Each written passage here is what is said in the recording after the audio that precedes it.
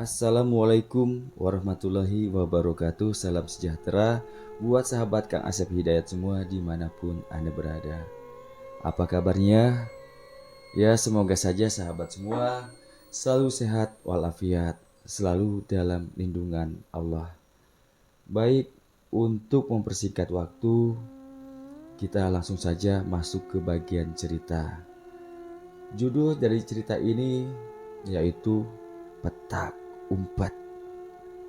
Dengan mengucapkan Bismillahirrohmanirrohim, inilah selengkapnya. Tahun 80-an, kira-kira tahun 88 atau 88 atau 89. Pada saat itu saya masih SD di kampung. Ini anak kampung. Jadi malam itu bulan purnama ya. Di kampung itu serunya di sana. Jadi nggak seperti sekarang. Kita sesama anak-anak itu sering kita berkumpul di depan rumah ya. Mana rumah siapa yang halamannya luas, nah di situ kami berkumpul. Kebetulan pada saat itu di kampung rumah yang halamannya luas tuh ya rumah saya, rumah orang tua saya gitu. Jadi ya malam itu juga suasananya sangat mendukung untuk kami bermain di halaman rumah itu. Suasananya tuh ya terang bulan. Nah, sekitar jam setengah 9 kami pulang dari musola ya. Habis sholat, habis ngaji kan. Langsung kami bermain di halaman rumah saya. Itu ramai kami, mungkin sekitar ada 15 orangan gitu. Jadi banyak permainan yang bisa kami mainkan di sana. Cuma pada malam itu kami main petak umpet. Jadi kalau di sana itu di kampung saya banyak eh, orang Jawa gitu. Jadi kalau main itu sebelum main petak umpet tuh jadi kami megang batu ya masing-masing. Jadi begini, Gotriala Gotrino Gosariri Riwaliwa. Nah, kurang lebih seperti itu. Jadi mana ketika putarannya itu jadi kodok, nah itu yang berjaga kita sembunyi itu. Teman-teman kita sembunyi kita begini. Nah, singkat cerita saat itu yang permainan pertama saya nggak kena bagian jaga, saya sembunyi, teman-teman juga pada sembunyi cari tempat persembunyian masing-masing lah supaya jangan mudah ditangkap atau ketahuan. Nah, saya pada saat itu lari ke belakang rumah. Belakang rumah ya lumayan gelap. Tapi pada saat masih kecil kita nggak ada rasa takut ya, beda dengan sekarang mungkin asal yang gelap sedikit udah imajinasi kita tuh udah kemana-mana. Waktu masih kecil enggak. Nah, di belakang rumah saya itu sebelah kanan ujung itu terdapat sebuah kandang sapi karena kebetulan tuh bapak punya sapi. Nah, sudah barang tentu yang namanya di belakang pasti gelap, nggak dihidupin lampu. Cuma di pinggir, di tepi ya, misalnya kandang sapi begini nih, kandang sapi begini, ini rumah. Nah di sini nih, eh, bapak saya tuh menghidupkan seperti bakaran dari ampas padi, dari ampas padi yang kasarnya itu membakar, dibakar di sana. Jadi apinya memang tidak terlihat, cuma ada baranya saja, asap mengepul di sudut sini, sudut sini. Nah, tujuannya itu ya supaya sapi ini tidak dirubung, ya dikerubuni lalat. Nah, di bagian sini nih ada tangga. Ya bukan berarti kandang sapi itu bertingkat, enggak, cuma ada tangga. Jadi pas begininya atapnya tuh, nah di sininya nih dikasih papan.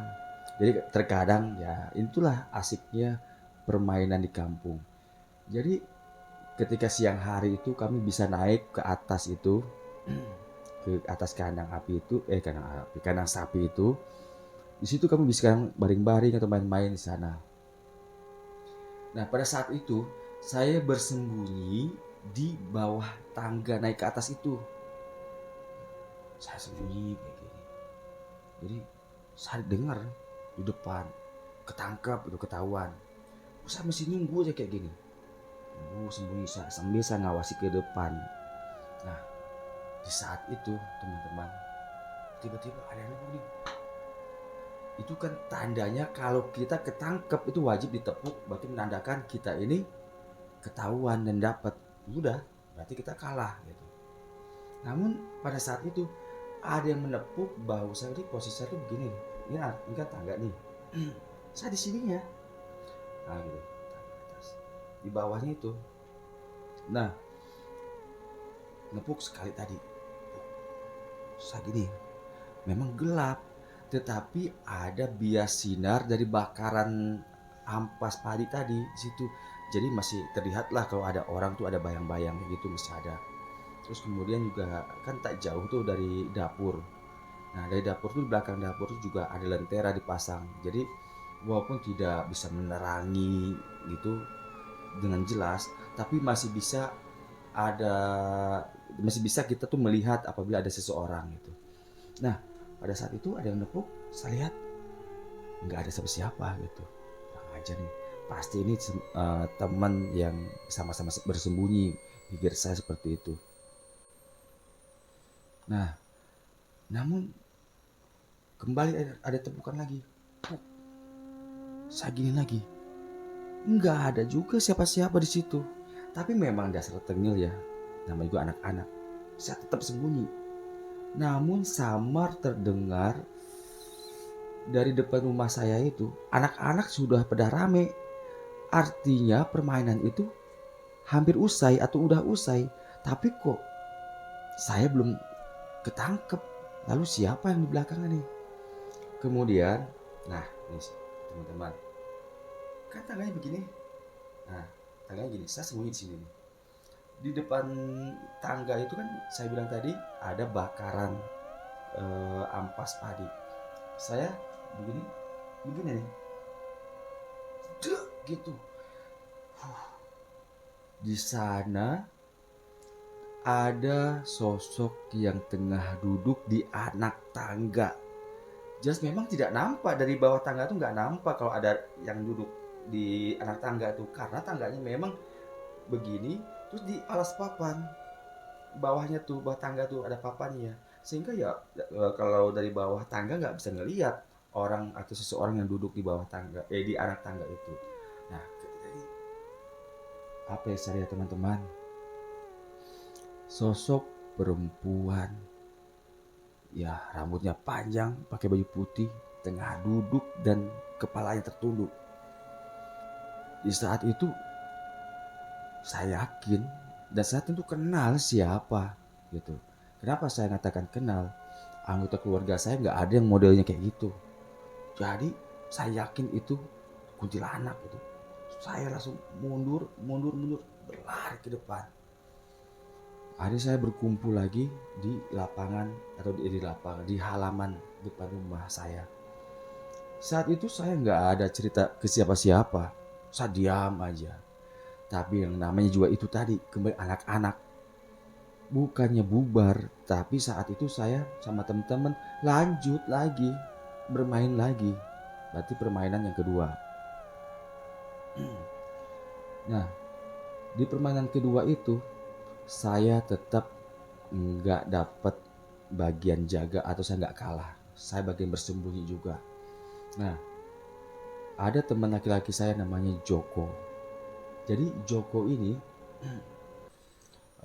memang pada saat itu ngajak bersembunyi di atas pohon. Nah, jadi di sebelah kanan halaman rumah saya itu ada pohon mangga. Nah, pohon mangga itu sangat rimbun. Jadi si Joko itu ngajak ngajak saya bersembunyi di pohon itu. Namun pada saat itu saya nggak mau. Pertama, wah saya merasakan serem kali naik ke atas, juga saya takut jatuh gitu. Itu pikiran saya.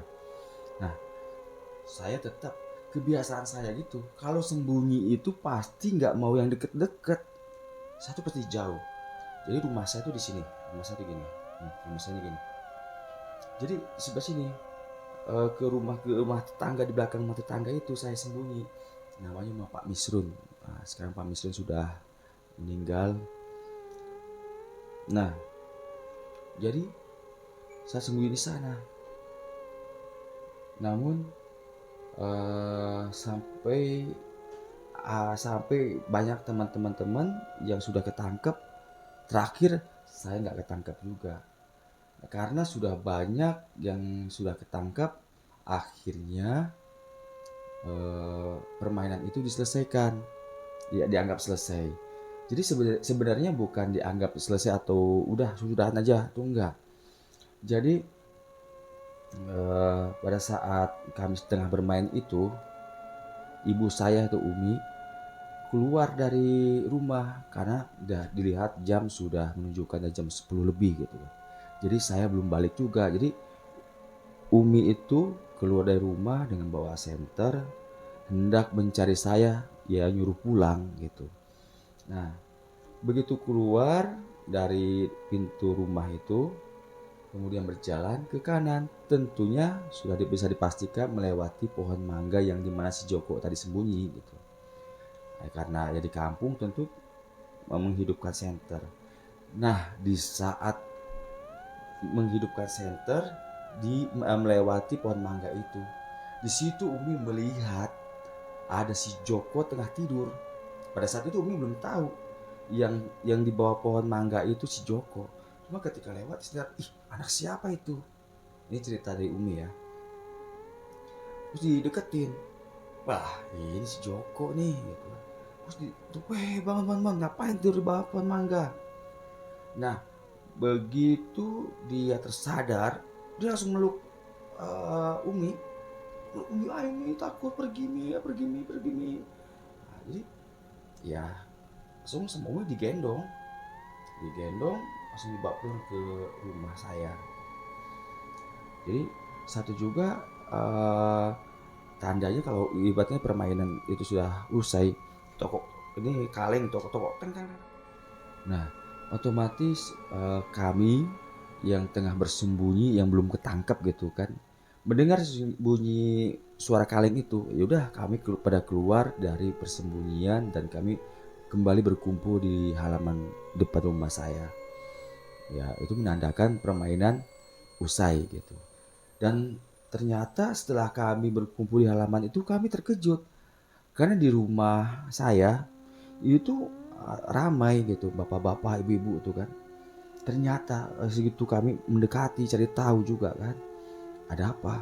Ternyata si Joko sedang nangis gitu. Sedang nangis itu kan, takut, takut, takut. Akhirnya ditanyailah sama Umi juga para tetangga yang lain. Ada apa? Kok nangis gitu. Nah di saat itulah si Joko bercerita. Jadi ketika dia itu bersembunyi di atas ke pohon mangga itu, dia terus. Nah kira-kira satu dahan, dua dahan. Nah di dahan yang ketiga itu dia sudah ketutup, memang rimbun, buahnya banyak pohon mangga itu. Sampai sekarang itu masih ada. Sekarang tahun berapa? Tahun 2021. Itu pohon mangga masih ada, cuma daunnya udah agak jarang. Lanjut cerita ya. Lanjut cerita, si Joko tuh cerita, dia tuh bersembunyi di dahan yang ketiga. Tentu masih ada dahan-dahan lain. Nah, waduh, di saat dia tuh lagi sembunyi kayak gini, tiba-tiba dia ngerasa kok ada cairan hangat, panas gitu loh. Nah, ya ada anak kampung, kita kemana-mana tuh pasti punya senter kecil gitu. Gitu. Kalau zaman-zaman kekinian kan ada mancis ya, tapi ada senter dulu kurang lebih segini lingkarnya, senter kecil. Jadi di saat dia bersembunyi, tiba-tiba ada cairan panas gitu, kena kepalanya sampai ke muka gitu, banyak gitu. Apa nih dia gini kan? Ya ada tercium bau yang tak sedap gitu. Jadi dengan perlahan dia keluarkan senter, hidupkan, tak, nyorot ke atas, Di situ dia melihat sosok, ya kalau zaman sekarang disebut genderuwo. Muka itu nengok ke dia sambil maaf lagi ngencingin. Sontak begitu melihat hal yang seperti itu dia langsung blek jatuh dan nggak sadarkan diri, pingsan lah itu. Ya dia sadar ya pas dia ditemukan oleh Umi. Singkat cerita, Umi pada saat itu berkata, makanya main petak umpet kok pakai naik pohon mangga segala. Umi kan sudah sering bilang sama kalian, jangan kalian mendekati pohon mangga itu. Tapi kan kalian pikir kalau Umi pelit katanya. Kalau Umi ngelarang main ke pohon mangga itu, kalian main ke pohon mangga itu, kalian pikir takut kalian ngambil buah mangganya. Sebenarnya tidak gitu. Tapi kalau Umi kasih tahu, nanti kalian takut. Dikasih tahu, nggak dikasih tahu, kalian ya, nakal semua. Ya jadi di pohon mangga itu memang sudah lama berdiam genderuwo. Nah gitu loh. Dan Umi sering melihat penampakannya ya di pohon mangga itu. Nah, kemudian demikian Umi berkata, kami hanya mendengar sambil ya ketakutan. Kemudian ya Umi memberitahu bahwa kedepannya kalian jangan lagi main petak umpet malam hari ataupun udah lewat dari jam 9 malam tuh jangan. Nah seperti itu ya. Singkat cerita mulai saat itu kami tidak pernah lagi bermain petak umpet lewat dari jam 9 malam itu. Kami tidak pernah lagi, kami takut gitu kan. Beberapa bulan kemudian terdengar di kampung sebelah kami ada seorang anak laki-laki ya seumuran saya pada saat itu, kira-kira kelas 5 SD, diberitakan hilang ketika tengah bermain petak umpet seperti yang kami lakukan sebelumnya. Dan dilakukanlah pencarian oleh warga dan lumayan sulit, tidak langsung ditemukan saat itu juga, tetapi 3 hari baru ditemukan. Dengan bantuan seorang ustadz, akhirnya anak tersebut ditemukan dengan kondisi yang sangat memprihatinkan. Anak itu nggak ingat lagi dengan siapapun, kosong gitu, ketakutan. Dan ternyata teman-teman, anak tersebut ketika tengah bersembunyi di persembunyiannya ketika sedang bermain petak umpet itu, nah disembunyikan oleh makhluk halus yang biasa disebut wewe gombel. Nah jadi buat adik-adik semua, hendaknya ketika maghrib menjelang, adik-adik semua jangan lagi berkeliaran di luar. Masuk saja ke dalam rumah, sholat dan mengaji. Karena apa? Di sekitar kita banyak yang lain. Selesai. Demikian akhir kisah ini atau cerita ini yang tentunya pengalaman saya pribadi. Terus dukung Kang Asep Hidayat, like, komen, dan share. Jangan lupa subscribe-nya agar Kang Asep Hidayat bisa terus menceritakan kisah-kisah misteri. Semoga dapat memetik dari kisah ini dan ada manfaatnya. Saya ucapkan banyak terima kasih. Mohon maaf jika banyak kekurangannya. Saya akhiri. Wassalamualaikum warahmatullahi wabarakatuh.